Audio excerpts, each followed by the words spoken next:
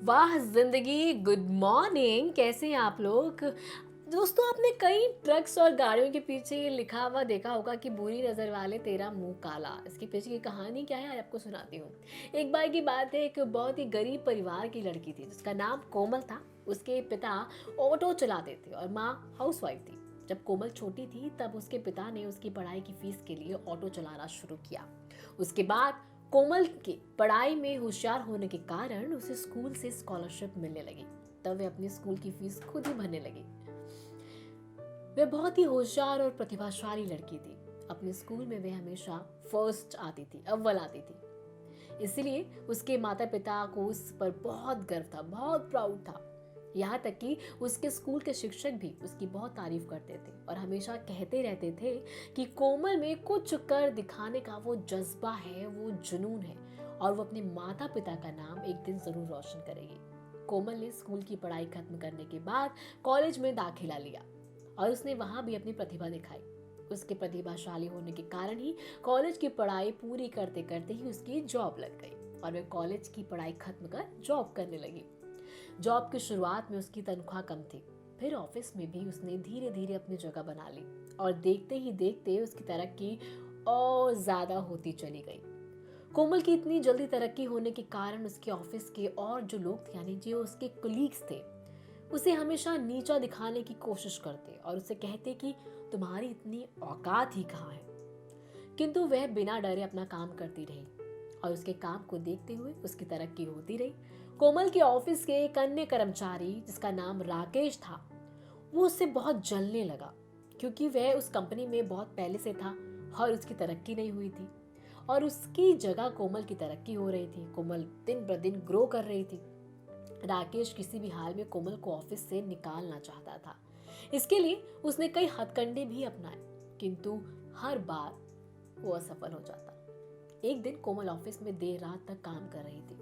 उसने ऑफिस के सभी लोग एक एक करके घर जाने लगे और वह अकेले ही ऑफिस में काम कर रही थी। कोमल को अकेले ऑफिस में काम करता देख राकेश ने सोचा कि यही अच्छा मौका है और वह कोमल के पास जाकर बदतमीजी करने लगा। कोमल ने उसे मना करने की बहुत कोशिश की, पर उसकी बात ना सुनता। उस समय तो कोमल वहां से चली गई, लेकिन इन सब से वह बहुत डरी और सहम सी गई थी। इसके बाद वो घर पहुंची और घर पहुंचते ही उसने अपने आप को एक कमरे में बंद कर लिया। दूसरी तरफ राकेश यह सोचने लगा कि कोमल अब डर के कारण ऑफिस नहीं आएगी और जिससे उसको इस जॉब से निकाल दिया जाएगा। राकेश ऐसा पहले भी कई लड़कियों के साथ कर चुका था और वो सारी लड़कियां अपनी बदनामी के डर से कुछ ना कुछ कहती नहीं थी और बस जॉब छोड़ के चली जाती थी। अगले दिन कोमल सुबह उठी, ऑफिस जाने से मना करने लगी। तब उसकी माँ द्वारा पूछे जाने पर उसने सारी कहानी अपनी माँ को बताई और कहने लगी कि वह ये जॉब छोड़ देगी।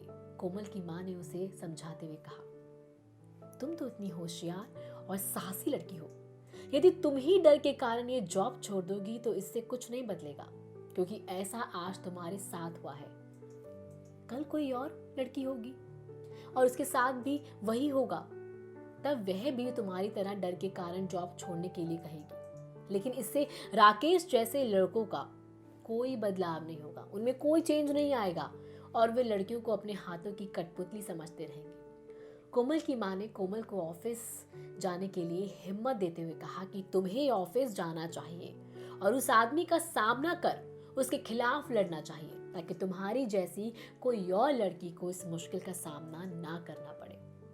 कोमल की माँ द्वारा समझाए जाने पर कोमल ने हिम्मत करते हुए ऑफिस जाने का फैसला लिया और वह ऑफिस चली गई।